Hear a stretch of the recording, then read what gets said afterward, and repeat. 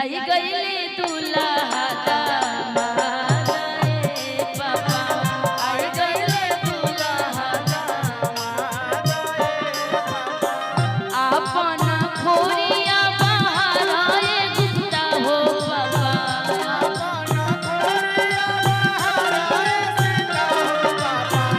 अपन खोरिया बाहर आए जनक बाबा आई गईले दूल्हा दामाद रे लाला आई गईले दूल्हा दामाद रे लाला आई गईले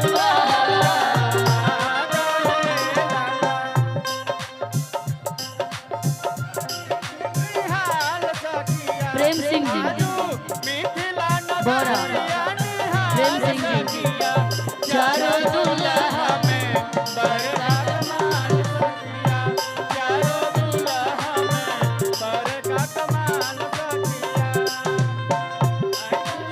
सखिया अतुल जायसवाल जी समाज सेवी चारों दूल्हा में बरका कमाल सखिया चारों दूल्हा में बरका कमाल सखिया आई गईले दूल्हा दामाद रे लाला आई गईले दूल्हा दामाद रे लाला। राकेश उपाध्याय हिंदू छात्र कहाँ बोले बनारस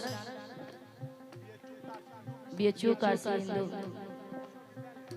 ज्यादा बोलने के लिए ज्यादा देना पड़ेगा भाई कम कम दोगे तो कम ही बोलेंगे ना महंगाई कितना जमाना है 500 लाओ तो फिर पेड़ लेंगे इतना कम है 150 ला रहे हो इतना कंजूसी तुम लोगों में है।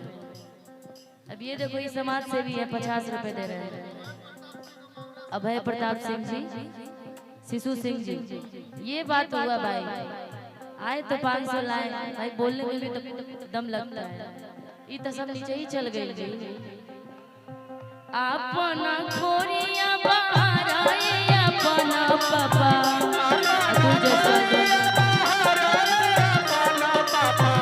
अपना खोरिया बाहर आए अपना पापा आई गईले दूल्हा दामाद रे लाला आई गईले दूल्हा दामाद रे लाला आई गईले दूल्हा सुरजीत चौहान जी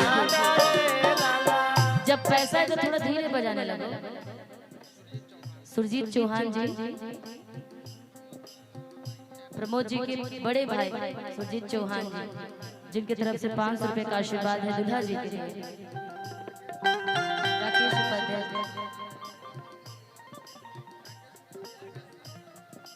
राकेश उपाध्याय काशी हिंदू विश्वविद्यालय आता है।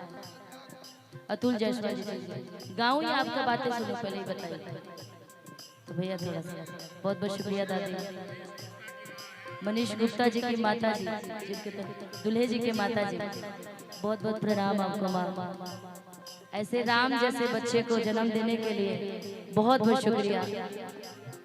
आई गईले दूल्हा दामाद रे लाला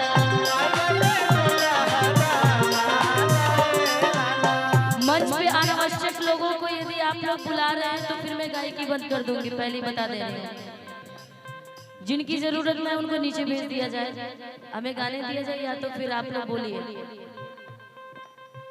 आई गईले दूल्हा दामाद रे लाला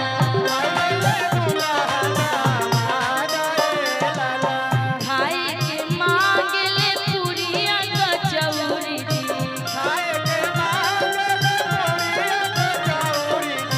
खाए के मांगले पूरिया कचौरी प्रमोद जी के भाई साहब उपेंद्र कुमार राय जी बहुत बहुत शुक्रिया उपेंद्र कुमार राय जी ये दिलदार लोग हैं भाई। राकेश भैया की तरफ से 100 रुपए का आशीर्वाद आई गईले दूल्हा दामाद रे लाला आई गईले दूल्हा दामाद रे लाला आई गईले दूल्हा दामाद रे लाला खाए के मांगले पूरिया कचौरी खाए के मांगले पूरिया कचौरी खाए के मांगले पूरिया कचौरी हाँ, राकेश कुमार जी की तरफ से।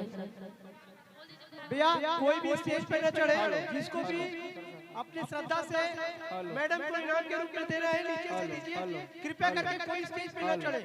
आप लोग से विनम्र निवेदन है, आप लोग ऐसा काम न करें कि भाई स्टेज पे चढ़ने के बाद में कोई बोले कि नहीं उतरिए, तो बेइज्जती अपनी खुद मत कराइए प्लीज। स्टेज पे कोई नहीं चढ़ेगा। अतुल जायसवाल जी, राजेश जी, राकेश उपाध्यक्ष, हिंदू परिषद विश्वविद्यालय। खाए के मांगले पूरिया कचौरी,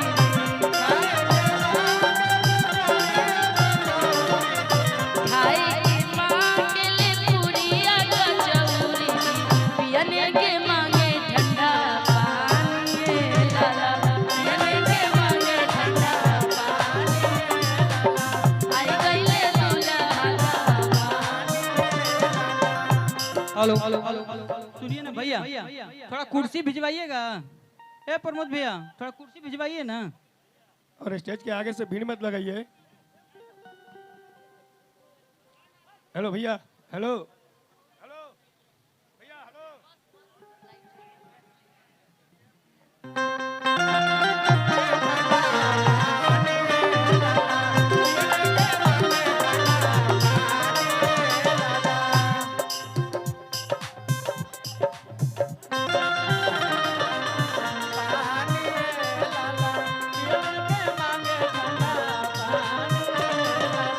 बैठे के मांग लेती बोला कुर्सी,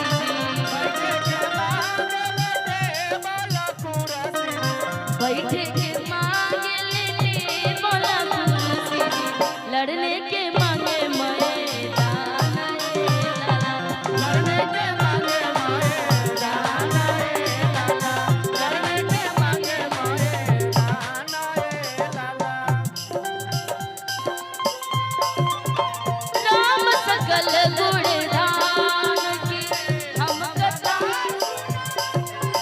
राम सकल गुणधाम की ये रामायण है, पूर्ण कथा श्री राम की, ये रामायण है, पूर्ण कथा श्री राम की,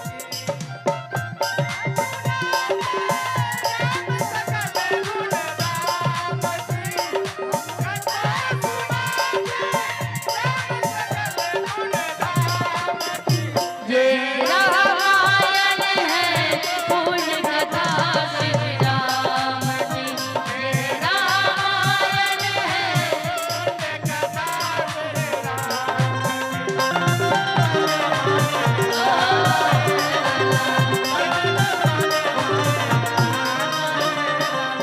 बिहने के